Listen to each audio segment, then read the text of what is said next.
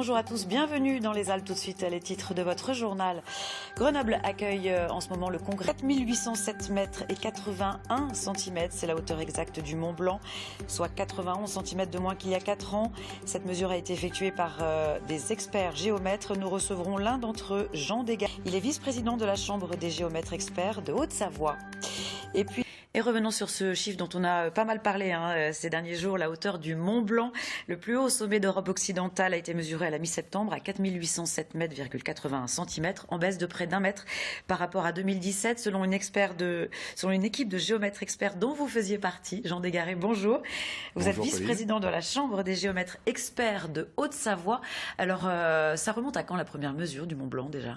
La première mesure du Mont Blanc, pas par les géomètres experts, du coup, ça remonte à 1685 par deux mathématiciens suisses, les frères Facio, qui l'avaient mesuré depuis leur résidence près de Genève. Et ils s'étaient trompés parce qu'ils avaient pris la référence par rapport au lac Léman et l'altitude était mauvaise aussi, donc du coup, voilà, ils s'étaient trompés. Ils étaient à 4730 mètres. Bon, et comment s'est passée votre expédition à vous alors ? Bien. Relativement bien. Parce que vous n'êtes pas un alpiniste chevronné non plus. Non plus. La première fois de ma vie que j'ai mis des crampons, c'était le 20 août. Et mon guide de l'époque m'a dit, en retour du Mont Blanc, lui, il rêve. C'est ce qu'il a pensé à ce moment-là. Mais voilà, on s'entraîne et on y va. Alors, ça s'est passé comment cette mesure ? Vous faites comment ? Assez simplement, parce que je sais que c'est quand même relativement compliqué. On monte sur le sommet, on installe le matériel et on appuie sur le bouton. Voilà. Quel matériel et quel bouton ? C'est des antennes réceptrices de signaux satellites, ouais. des signaux radio. Et on enregistre les données pendant au moins une demi-heure pour le point culminant qu'on veut connaître précisément. Et avec ces données, on calcule la distance entre le satellite et le sommet. Mm-hmm. Ça nous fait une sphère, quoi. Et l'intersection de 2 sphères, c'est un cercle. L'intersection de 3 sphères, c'est un point. Vous voyez ? Vous prenez 2 bulles de savon, vous les faites se croiser, ça vous fait un cercle. Voilà. Ouais. Là, l'image, on voit bien.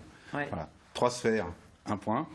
On a un décalage de temps avec les satellites et du coup, on doit résoudre la 4e composante qui est le temps. Et donc, il nous faut au moins 4 satellites. Au sommet du Mont Blanc, on a un ciel bien dégagé. Donc, on en a une trentaine, on y arrive. Alors, on a dit que c'était en baisse. Il y en a qui ont dit que c'est peut-être lié au réchauffement climatique. Vous dites non. Je dis c'est trop court. Voilà. Nous, notre métier, c'est expert en mesure de la Terre, géomètre expert étymologiquement. Et je dis, il faut 50 ans d'observation météo sur une station, par exemple celle de Mété à côté d'Annecy, pour pouvoir se servir des données de pluie, pour pouvoir faire des calculs d'hydraulique. Donc 20 ans de mesure tous les 2 ans au sommet du Mont Blanc, c'est trop court, tout simplement, déjà. Après, on peut dire, on regarde les données qu'on a, mathématiquement, on a une courbe qui a tendance à baisser. Mais de là à dire ça baisse, d'abord, je pense que c'est déjà prématuré, rien que ça. Et ensuite, dire c'est dû au réchauffement climatique. Voilà. L'intérêt de cette mesure aujourd'hui, c'est que d'abord, ça permet d'éclairer ce point culminant auquel tout le monde s'intéresse. C'est la seule altitude qu'on retient de l'école, déjà. Voilà. Ensuite, ça fait un petit peu parler de notre métier méconnu. Et puis surtout, on accumule des données pour les générations futures. Merci beaucoup, Jean Desgarets, d'être venu sur notre plateau. Merci.